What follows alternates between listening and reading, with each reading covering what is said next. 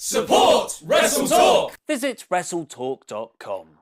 Hello and welcome to the WrestleTalk News. I'm Ollie Davis. And it's time for your weekly update on top independent wrestler Keith Lee going to WWE. The update is, yes, still looks like it's happening. The latest site to report the move is PW Torch, who claim multiple sources have confirmed Lee is expected to report to NXT after finishing up his independent bookings in May. The Wrestling Observer had previously reported that Lee and other top independent big guy Walter had been offered WWE contracts back in early March. Walter denied he was made a deal, but the Torch have now also confirmed he was offered one, but he has not signed it. Walter is currently taking bookings through September, implying he doesn't intend to join anytime in the future. Further evidence for Lee's WWE move, however, is in PWG naming a show after his catchphrase, "Bask in his glory," and promoting it as his farewell event, and Lee telling a fan that he won't be making a Volve show in June. It's almost like there's an NXT TakeOver Chicago show on June 16th he has to sit in the crowd for. The PW Torch report goes on to note, however, that the hulking Lee will have to adjust his style once he arrives in WWE. Apparently, he received mixed reviews from WWE officials for his match against Cassius Ohno at Access over WrestleMania weekend, where he came in with a rep of doing moves. Heaven forbid he do moves! Interestingly, the Torch goes on to note that indie stars joining NXT are best served listening to and implementing all the advice you're given from the Performance Center coaches to get a reputation of being very easy to work with. Once you're seen more favorably by the NXT team, you'll potentially be allowed more creative freedom. The Torch illustrates this point with two examples. Young high flyer Lio Rush apparently wasn't coachable when he joined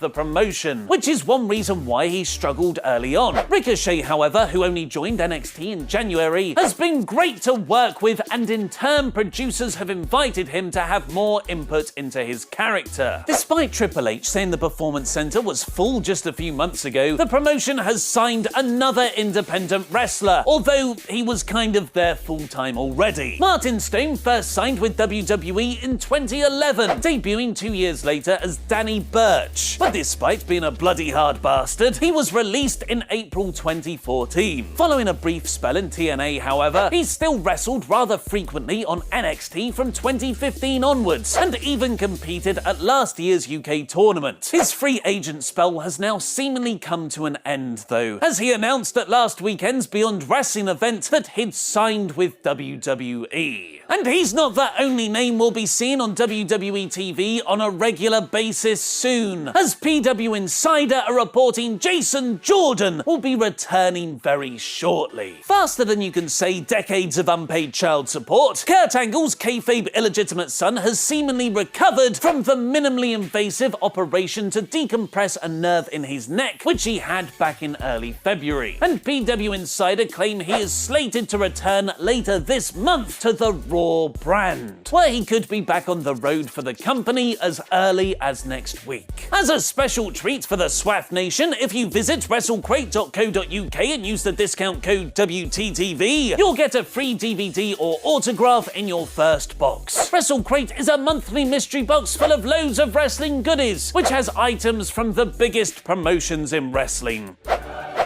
Who are the top 10 highest earning wrestlers in WWE? Find out by clicking their image on screen now. And give us a subscribe to keep up to date with all the latest wrestling news. I've been Ollie Davis, and that was wrestling.